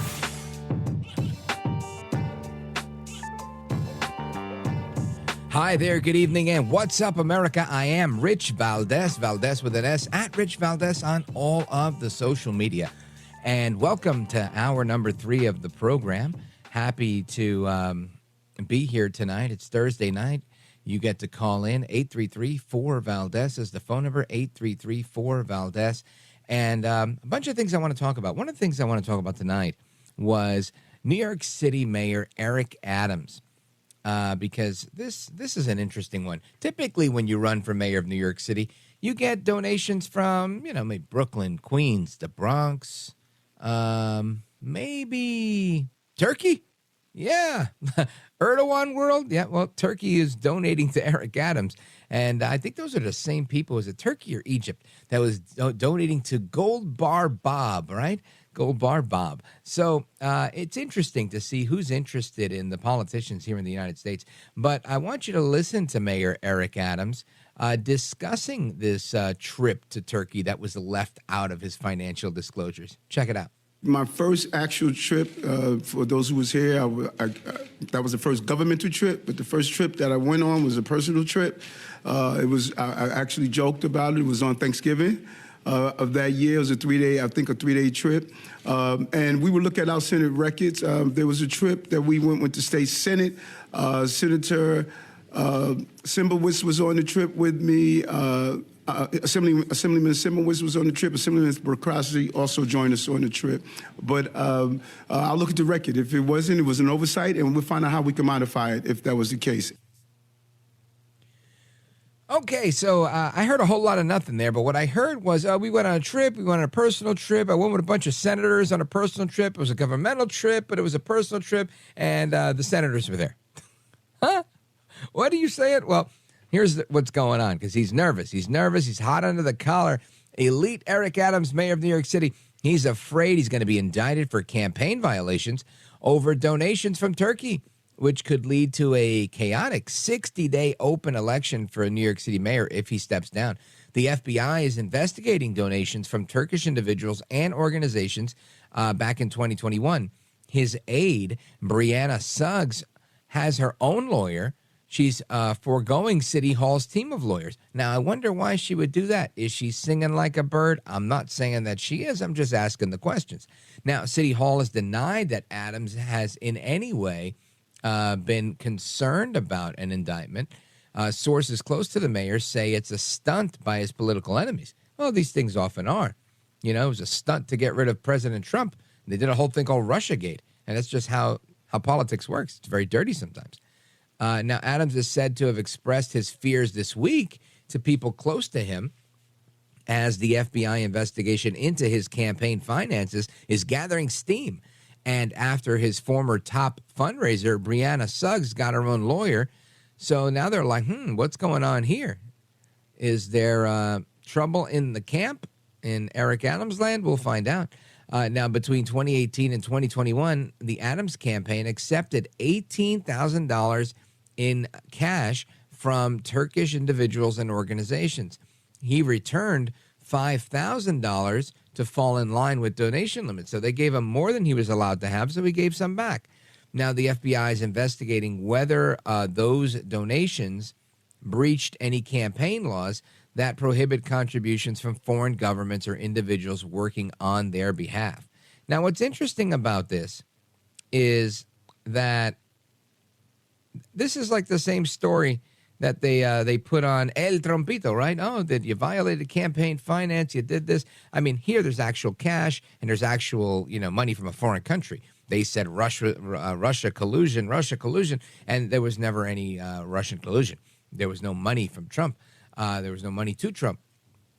They said that he did a campaign violation because of the whole Stormy Daniels thing. Again, another fabrication. None of these things happened. This stuff that we're talking about actually happened. Adams got the money and gave some of it back. So this is interesting. Now, if an indictment is filed, this is a big deal. Adams will either be forced to battle through the whole thing with a legal fight while he's in office, or he'll have to step down. Now, if he steps down, that could lead to a 60-day open election to find a replacement with no clear frontrunners. You know what that means? That means a Republican might win. That's great. That's how my buddy Brett Schundler won in Jersey City back in the 90s. He ran for mayor in a very crowded field. There was very few Republicans in the race. And eventually he did a great job campaigning, and boom, he became mayor and got reelected and did a great job in Jersey City. And that might be the in for a Republican. I know one guy that's very intent on running for governor, Curtis Sliwa. I'm hoping that Curtis Sliwa will definitely capitalize on this. And the fundraiser for Eric Adams, Mayor Adams, her name's Suggs. She's been represented by Wilmer Hale. That's a law firm that currently represents Adams and his campaign. But this week, she dropped them and is now being represented by Rebecca Resigliano, a former federal prosecutor who previously worked for the Southern District of New York and now works for white-collar crime firm Crowell and Mooring. So in a statement this week, Resigliano said that they were cooperating with the government's investigation. Oh, so look at that. So if Resigliano is representing Miss Suggs and Miss Suggs says she's cooperating, does that make her a stoolie? Does it make her a rata? I don't know. But it seems like she hasn't jumped on with Team Adams, and she kind of jumped off the Team Adams gravy train there. So we'll see. Now, City Hall today denied that Eric Adams had any concern about these charges, saying, "Stop spreading lies, especially from people who have no involvement in the matter," a spokesman told the DailyMail.com, directing his comments towards the sources who indicated that Adams was concerned to begin with. A source close to the campaign has also denied that he was worried, citing the fact that investigations are yet to make any allegations against him, and he's not nervous. They said this is nothing more than a political stunt from an opponent of the mayor trying to stir things up. Now, according to campaign finance records, Team Adams took $6,000 from 3 United States citizens who sit on the board of the Turkin Foundation, which is a Turkish organization, between 2018 and 2021, and the campaign returned $1,000, which exceeded the limit for individual donations.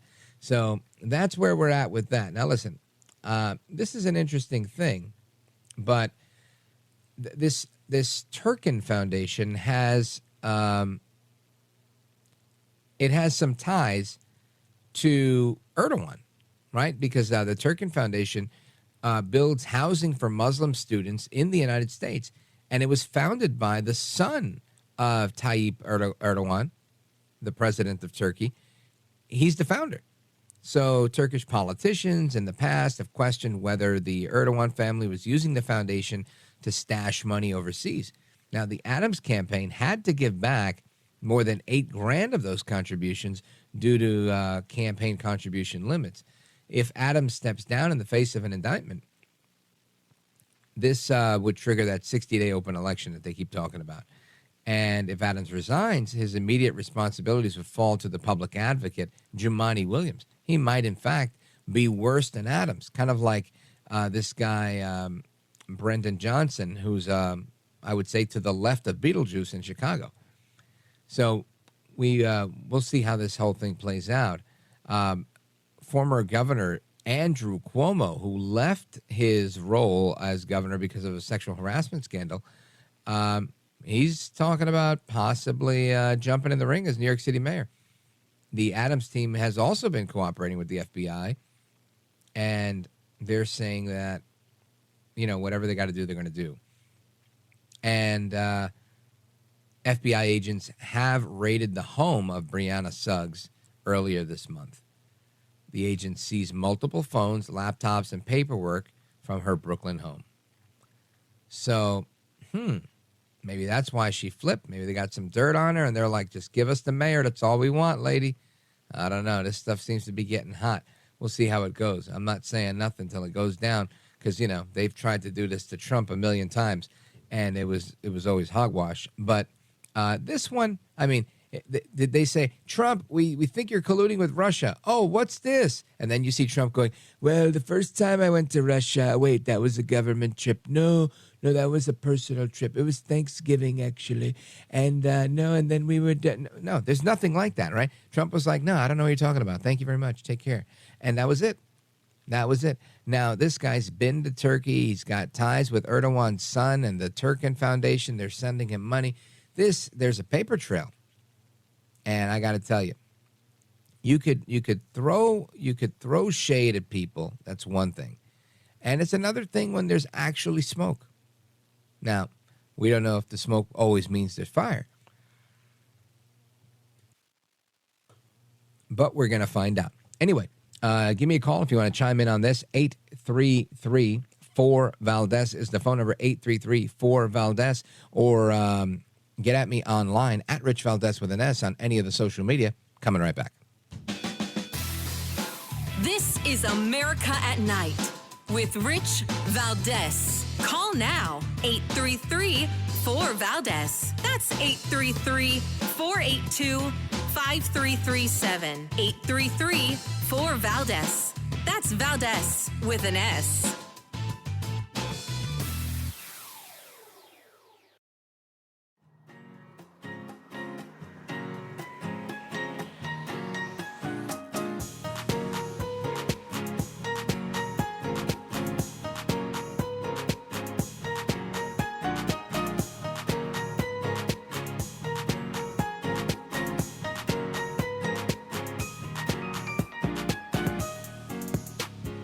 America at Night with Rich Valdez. Call now, 833-4-VALDEZ. That's 833-482-5337. 833-4-VALDEZ. That's Valdez with an S.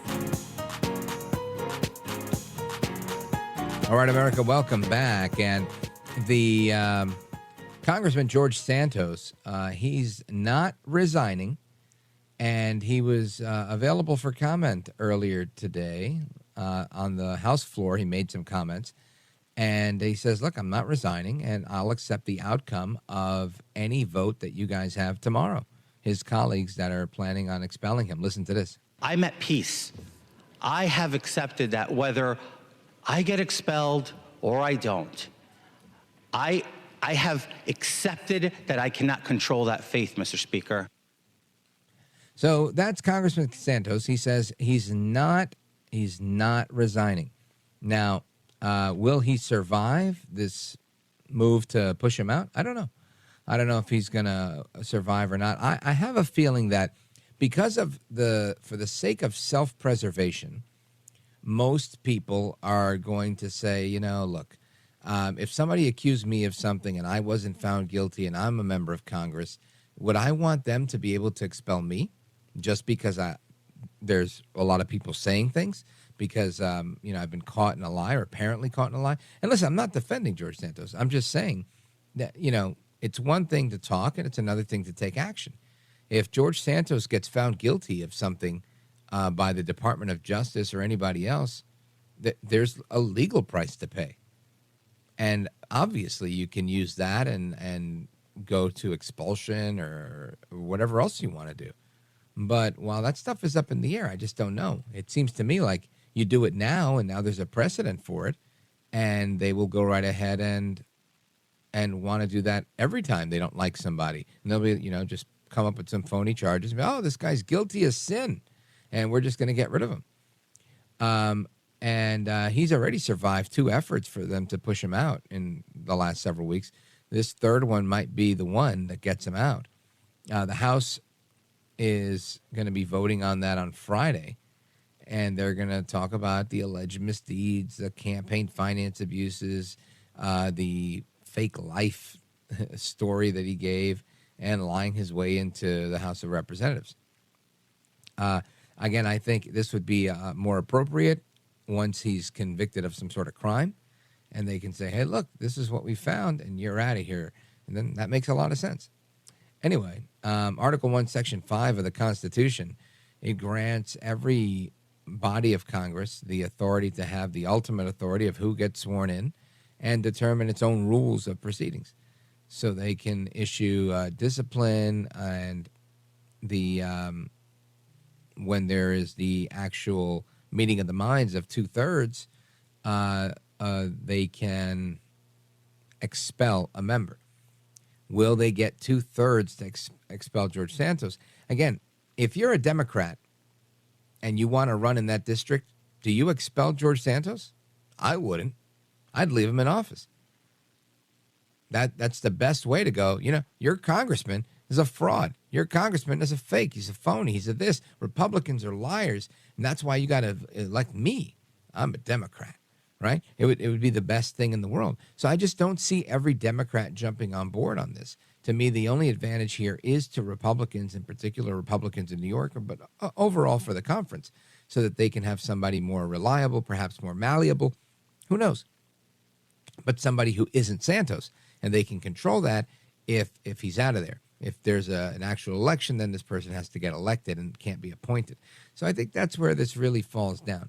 But Santos says that he definitely was there to represent his constituents. Cut 26. Listen to this. I have done the best I can to serve in this body and to deliver the best I can in my campaign promises to vote as a conservative voice in this body. I stand by that. So Santos says he's a conservative. He's done his job to stand here and represent his constituents. I think George Santos is a nice guy. And I don't personally, I don't know. I have no knowledge of all of these crazy things that he's accused of doing. It seems to me like they've caught him, with his hand in the cookie jar. But I'm going to give everybody the benefit of the doubt until they're guilty of sin. Even Joe Barbosa Biden, right? I think there should be an impeachment inquiry. I think that there should be an impeachment per se because there's an investigation in Congress. You can't indict a sitting president, so I think that's a different story. But again, giving him the benefit of the doubt as we see what comes through Comer's office. Why not? Let's see what we've got. And lamentably, as that stuff comes in, he looks guilty as sin. And if the court is not the court of law, but the court of public opinion, and that's, in effect, what Congress is adjudicating in a impeachment trial, it's you and me watching this stuff on C-SPAN and watching it on the news, then I'm likely going to vote for that impeachment for Biden because as much as I want to believe that he doesn't know what's going on, he's not the big guy and that Hunter isn't the bag man, I think that's exactly what's going on. Anyway, we're coming back with your calls and more straight ahead. 833-4-VALDEZ, 833-4-VALDEZ.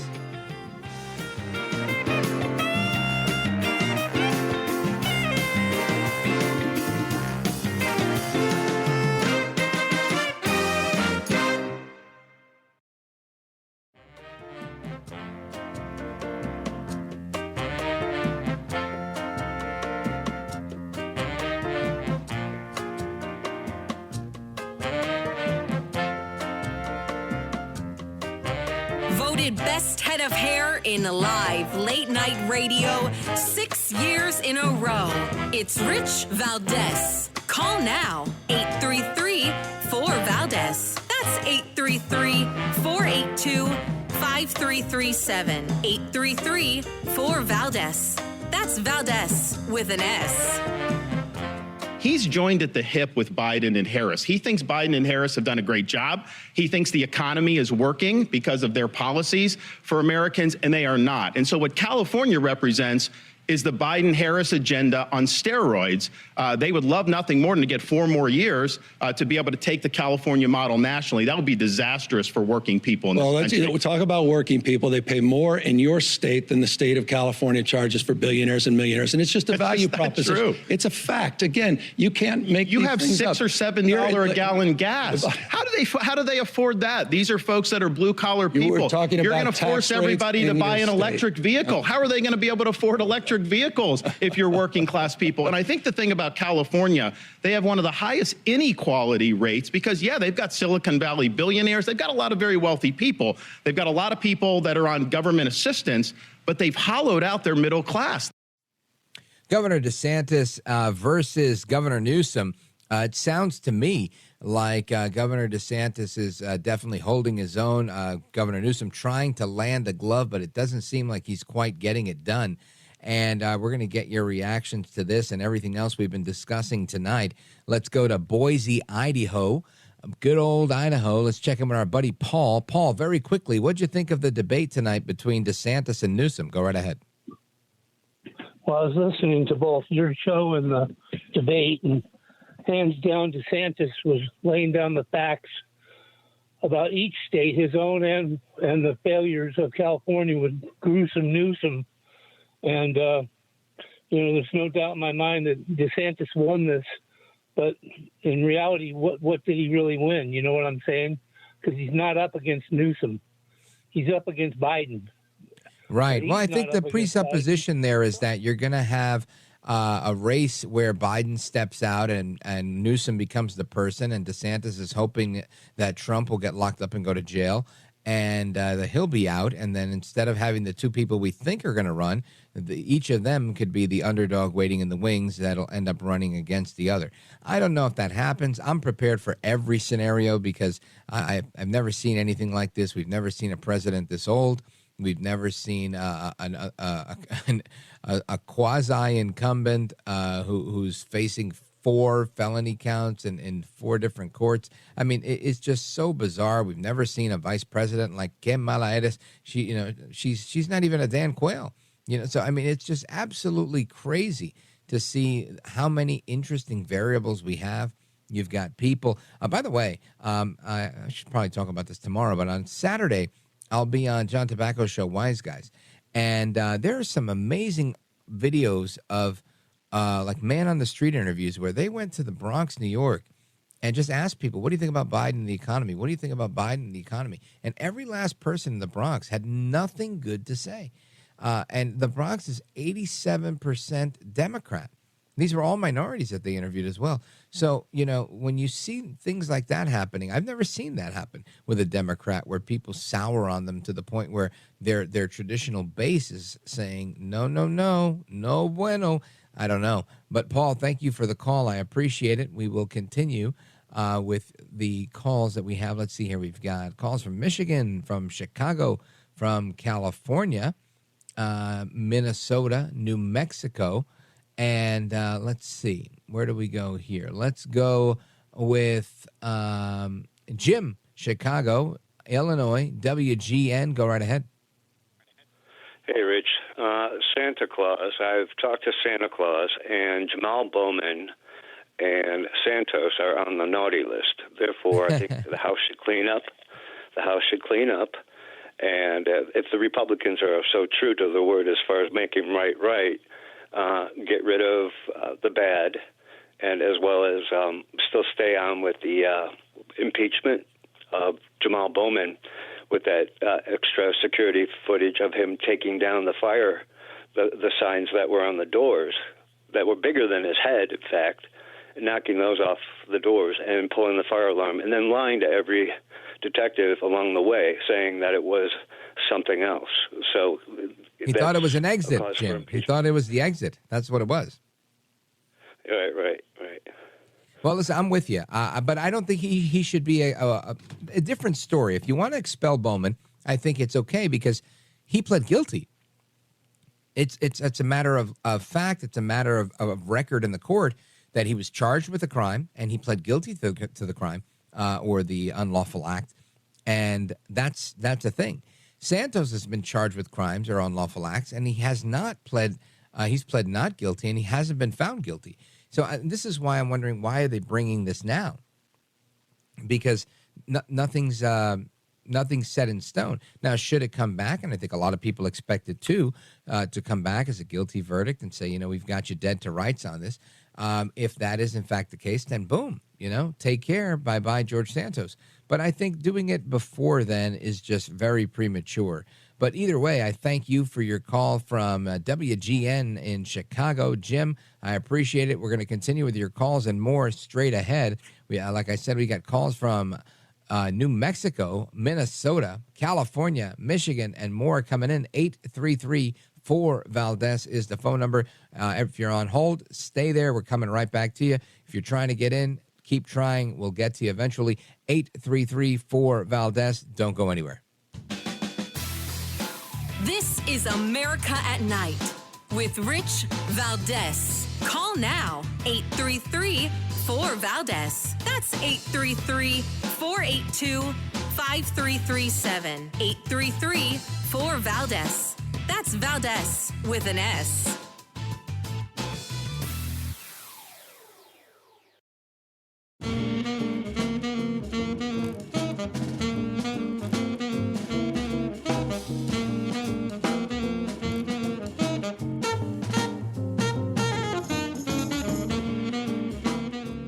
There's not a scintilla of evidence that Republicans have produced to show that President Joe Biden has engaged in wrongdoing, an impeachable offense, or in any way has broken the law. Why? Because there is no evidence that exists to implicate President Joe Biden in anything nefarious. President Biden is a good man. He's a good and decent and hardworking man. And that's been his entire life in public service. That's Hakeem Jeffries, the minority leader in the House of Representatives. And he heard him. You heard him. He said, listen, Joe Biden's a good man. The nefarious dealings and press conferences from the Republicans saying that there's an impeachment inquiry website. How dare you, Speaker Johnson? How dare you, Jim Jordan? How dare you, Elise Stefanik? He says absolutely not. Joe Biden is one of the good guys. Meanwhile, we've got a border that's absolutely wide open. CNN reporting on that over the weekend. You've got a crime wave that's all over the place. Every big city in America is dealing with it. You can't even go to a chain pharmacy anymore without everything being locked up. You've got Eric Adams taking money from Turkey.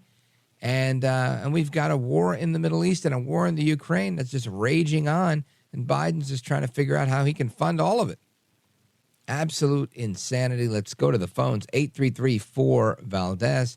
833-4-VALDEZ. Let's go to Don. Don is in Auburn, California on KNCO. Don, go right ahead. You're on with Rich Valdez. Welcome. How you doing, Rich? It's good to hear from you. Likewise. Hey, I wanted to talk about the border and the guy that was on earlier and how all this people are getting through. Yeah.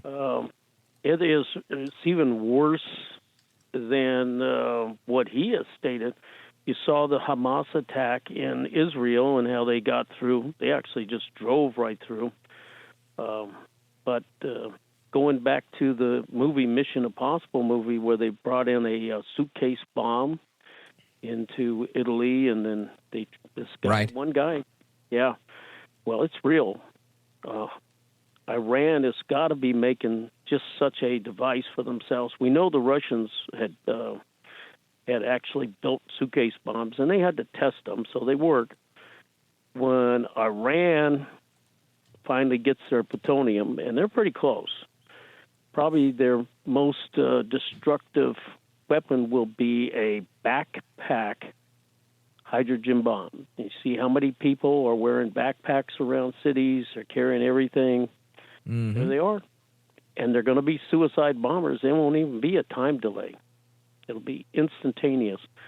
And some of these devices can come right through those very border crossings that the earlier caller was talking about.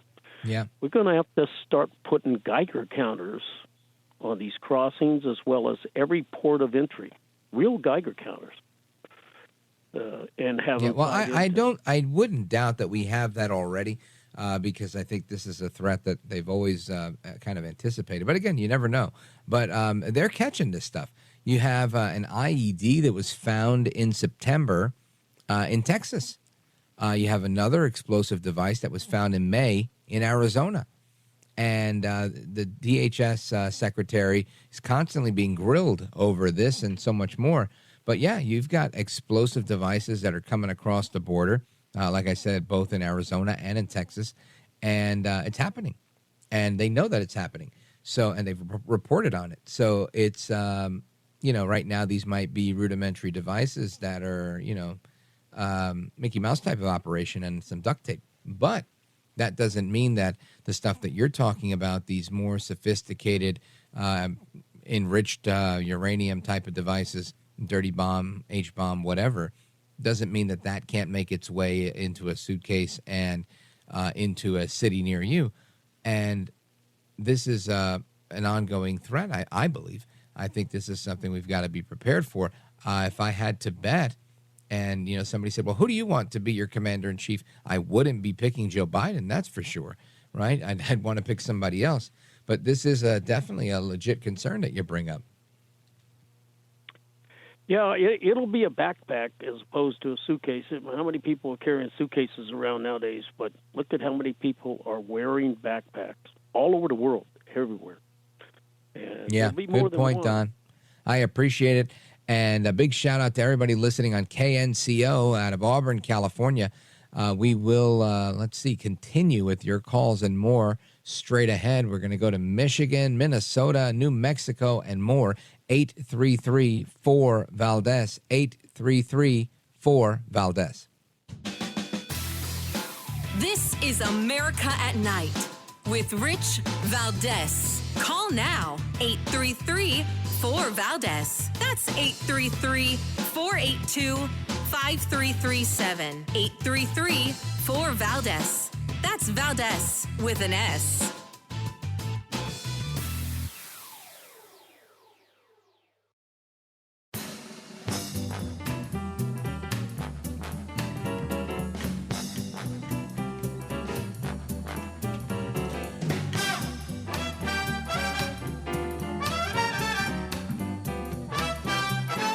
My hands across America to the liberty-loving Latino, Rich Valdez. This is America at Night with Rich Valdez. From day one, we have been focused relentlessly on trying to secure the release of hostages from Gaza and from Hamas. And we have seen over the last week the very positive development of hostages coming home, being reunited with their families, and that should continue today. It's also enabled an increase in humanitarian assistance to go to innocent civilians in Gaza who need it desperately. So this process is producing results. It's important, and we hope that it can continue. At the same time, I look forward to detailed conversations with the government of Israel about the way ahead in Gaza. Secretary of State Anthony Blinken is with Israeli President Herzog in Tel Aviv today, and that was what he had to say, that the truce in Gaza, the ceasefire, is producing results, and they hope that it can continue. And I want to get your thoughts on that and more. Let's go to the phones. Let's go to Kim. She's in Shields, Michigan, listening on WILS tonight. Go right ahead. Thanks, Rich. I think I like their other idea. They came up with an idea that that Hamas should release 10, I think it was 10 or 20 a day minimum, and then they would continue the ceasefire. I like that because then there's an end in sight. I don't like this dribs and drabs, 1, 2, 5. You know, it'll never get done. They've got their momentum.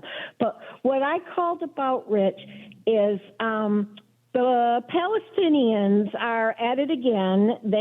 500 of them, with their heads all wound up like mummies so they couldn't be identified, had committed a riot at the New York City Christmas tree and ice skating rink there. And they're just such a nasty, evil people, and no wonder nobody in the world wants to take them in. Well, I wouldn't say the Palestinians in general. I'd say these particular protesters are. And it was I believe it was the Fox News Christmas tree that's adjacent to the Rockefeller Center Christmas tree. But I saw the video you're talking about, and it was ugly stuff. You had people burning in effigy, like NYPD police hats, setting them on fire, causing all sorts of issues and just a lot of chaotic scenarios. And you're right. These in terms of their behavior, these radical protesters that are it seems like they're pro-Hamas. They've got their face wrapped up. You can't tell who's who. It reminds me of Antifa. It reminds me of Black Lives Matter. It reminds me of all of these professional protesters that are probably the same people, in my opinion, that they just go and they start trouble. They're rabble-rousers. And I wish I could believe that so many of these causes are really so well attended by these people. Like, it's not like a Trump rally. You go and you got 15,000 people in the stadium. You get these things, you get a couple of 50 or 100 people that show up, and half of them are hiding their faces. Imagine if people showed up to like a Trump rally hiding their faces. People would say, oh, they're fake, they're not real. Even when you could see them, the people say, oh, they're actors, they're paid, they're whatever. So I don't know. I think, a couple of bad apples don't spoil the bunch for the Palestinians. But these, in particular, these guys, they're just a bunch of idiots. Thank you, Kim, for the call. I appreciate it. Big shout out to everybody in your neck of the woods. Let's continue. I want to go to, let's see, Debbie. Debbie's in Winona, Minnesota. KWNO. Debbie, go right ahead. Hi. Thanks for taking my call. You're welcome. Yeah, about the people that are raiding these stores and stealing and getting more and more rapid and bad. I think they're acting like children, like little kids. If they don't get attention the first time, they're going to do it worse the next time, and then get worse and worse until they get the attention that they want. And I think the parents should be fined as well. If they aren't teaching their kids manners or respect. Or decency or how to follow the law. And what's interesting, Debbie, is that I don't know if it's so much that they're trying to get attention as much as it is they're trying to get money. They want to steal things that are expensive and sell them later. Because they want money and they don't want to work, and the rest of the world has to go to work every day to earn a living, and they want to be able to go to Foot Locker and walk out with 10 boxes in their arms, and now they could sell sneakers that they didn't pay for, and it's 100% profit, and they could get whatever they want for it. And you're right, the parents should be fined as well. They're the ones that are creating these monsters that think they have a right to steal other people's belongings and do what they want. It's a damn shame what's going on. Debbie, thank you for the call. Winona, Minnesota. Big shout out to KWNO. Let us continue very quickly. Jim in Las Cruces, New Mexico, KOBE. Go for it. You got 40 seconds. Will Eric Adams be able to explain all that cash he got from Turkey?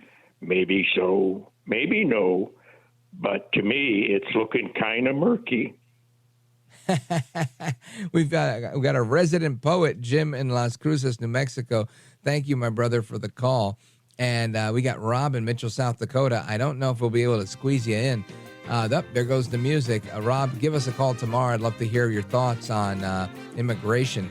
And folks, thank you, everybody that's tuned in, everybody that's listening to the podcast and checking out This Is America with Rich Valdez. That's my personal podcast, as well as the Rich Valdez America at Night podcast and listening online. Folks, take care, good night, and God bless America. I'm Rich Valdez. Clarence Thomas.